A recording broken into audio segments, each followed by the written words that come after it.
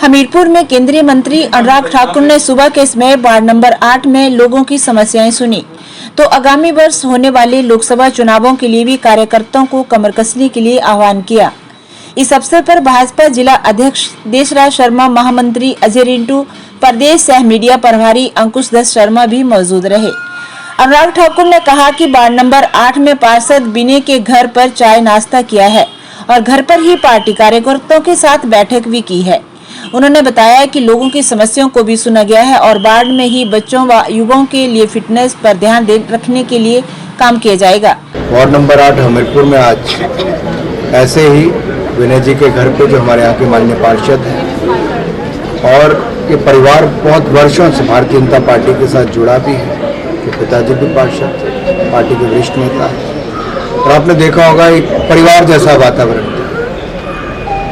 और कुल मिला के सबको लगता था कि कैसे अपने क्षेत्र का विकास करें, खेलकूद की सुविधाएं कैसे हों, और सबको इस बात की प्रसन्नता थी कि जैसे हमारे 4 लेन हाईवेज बन रहे हैं, वंदे भारत ट्रेन चली है, एयरपोर्ट पे फ्लाइटें कभी एक नहीं आती थी, अब 10 चल रही हैं, मेडिकल कॉलेज बन गया है, एम्स अस्पताल बन गया, टेक्निकल यूनिवर्सिटी बन गई, तो एक और विकास को लेकर प्रसन्नता है। तो वहीं पर दूसरी ओर कईयों के सुझाव है कि क्यों ना फिटनेस पे ध्यान दिया जाए, तो छोटी छोटी सुविधाएं से खेलों की हर क्षेत्र में बने, तो उससे लोगों को फिटनेस की तरफ थोड़ा ज्यादा ध्यान देना।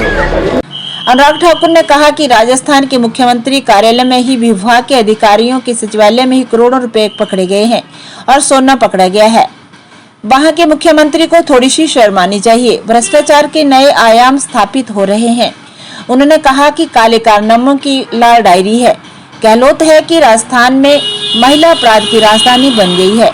35,000 महिलाओं के साथ दुष्कर्म की घटनाएं हो रही हैं, तो वहीं छत्तीसगढ़ में मुख्यमंत्री के सबसे नजदीकी अधिकारी भ्रष्टाचार के मामलों में जेल में बंद हैं। उन्होंने कहा कि यह प्रदेशों को लूटकर खोखला करने का काम कांग्रेस ने किया है। 2 राज्य ऐसे हैं जहां के मुख्यमंत्री के कार्यालय में, एक राजस्थान जहां पे उनके विभाग के अधिकारियों के सचिवालय में करोड़ों रुपए पकड़े गए, सोना के 1 किलो पकड़ा गया। राजस्थान के मुख्यमंत्री को थोड़ी सी तो शर्म आनी चाहिए। भ्रष्टाचार के नए आयाम स्थापित हो गए, एक के बाद दूसरा भ्रष्टाचार का मामला। और ये नहीं लाल डायरी हम नहीं कहते, कांग्रेस के नेता कहते लाल डायरी, काले कारनामे की लाल डायरी है गहलोत जी की। और राजस्थान में महिला अपराध की तो राजधानी बन गई देश की। 2 लाख मुकदमे महिला अपराध के हुए, 35,000 महिलाओं के साथ दुष्कर्म की घटनाएं हुई, मौत के घाट उतार दिया गया। ये कैसा राज्य है? दूसरा छत्तीसगढ़ है जहां मुख्यमंत्री के सबसे नजदीकी अधिकारी भ्रष्टाचार के मामलों में जेल में बंद हैं, कईयों के खिलाफ मुकदमे चल रहे हैं। ये प्रदेशों को लूटकर खोखला करने का काम किया। आज सैलरी तक नहीं दी जा रही, ऐसी हालत हो गई। केंद्रीय मंत्री अनुराग ठाकुर ने कहा कि पैरा खेलों में भी 100 पार किया है और एशियन गेम्स में पहले नारा दिया गया था। उन्होंने कहा कि पिछली बार 70 मेडल थे और अब की बार 50% ज्यादा मेडल जीते हैं।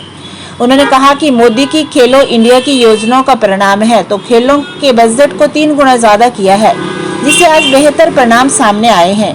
हुई मेडल्स की बौछार, अब की बार पैरा में भी 100 पार। तो जब मैंने 100 पार का नारा दिया था एशियन गेम्स के लिए, तो सबने कहा था कैसे होगा, 70 मेडल नहीं आए थे पिछली बार। और देखिए पिछली बार एशियन गेम्स में 70 मेडल थे और पैरा गेम्स में 72 थे, और अब की बार 50% ज्यादा मेडल हमने जीते हैं, यानी कि दोनों में ही 100 पार किया है। ये मोदी सरकार की नीतियां हैं।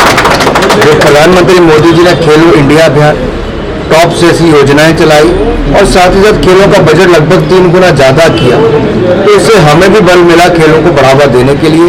और मुझे प्रसन्नता है कि पिछले 2 वर्षों में Tokyo Olympics, Paralympics, Deaf Olympics, Commonwealth Games, Thomas Cup, World Championship, फिर एशियन गेम्स और अब पैरा गेम्स, इन सभी में आज तक के सबसे ज्यादा मेडल जीते हैं।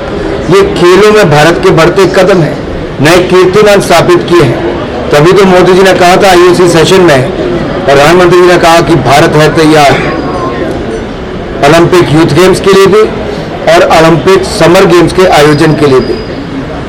तो मुझे लगता है भारत का खेलों में अच्छा करना, वो भी, और भारत में लगभग 100 लाख करोड़ रुपए का आधारभूत ढांचा अगले कुछ वर्षों में बनेगा, तो हमारे लिए बहुत आसान होगा ओलंपिक्स की तैयारियों के लिए उस तरह का इंफ्रास्ट्रक्चर खड़ा करना जिससे कि खेलों का बड़ा आयोजन हो सके।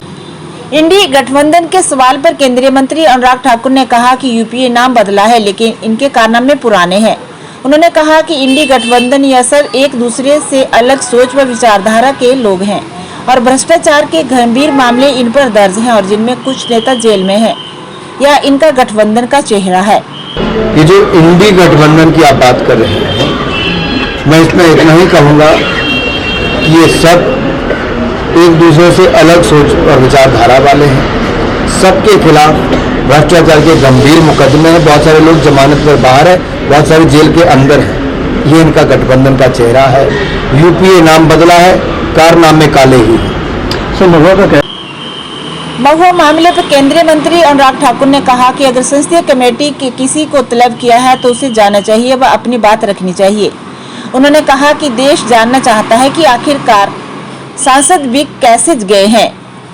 क्या कोई कारपोरेट सांसदों को चलाएंगे या अपने आप में चिंता का विषय है और राष्ट्रीय सुरक्षा व भ्रष्टाचार दोनों साथ जुड़ते हैं।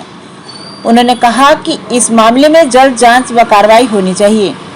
देखिए, अगर संसदीय कमेटी ने किसी को तलब किया है तो जाना चाहिए, अपनी बात रखनी चाहिए और जो गलतियां हुई अगर वो स्वीकार नहीं करेंगी तो सच्चाई छिपती नहीं।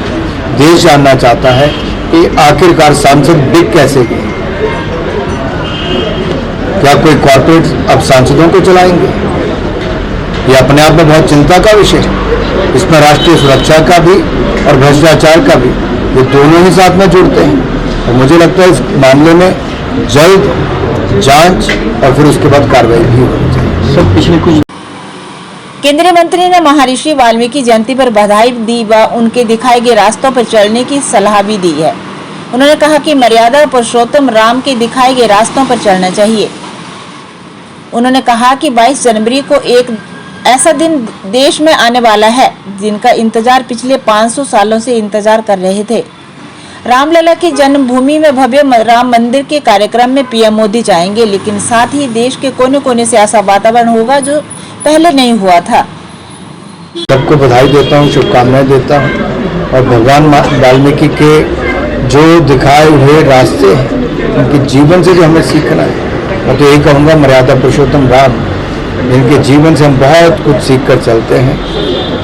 हम सब मर्यादाओं में रहकर अपना कर्तव्य निभाएं और जल्द ही 22 जनवरी को एक ऐसा दिन देश में आने वाला है जिसका इंतजार 500 सालों से था। रामलला की जन्मभूमि में भव्य राम मंदिर में प्राण प्रतिष्ठा की जो कार्यक्रम होने वाला है वहाँ प्रधानमंत्री जी तो जाएंगे, लेकिन साथ ही साथ देश के कोने कोने में भी मुझे लगता है एक ऐसा वातावरण खड़ा होगा जो शायद देश ने पहले कभी ना देखा।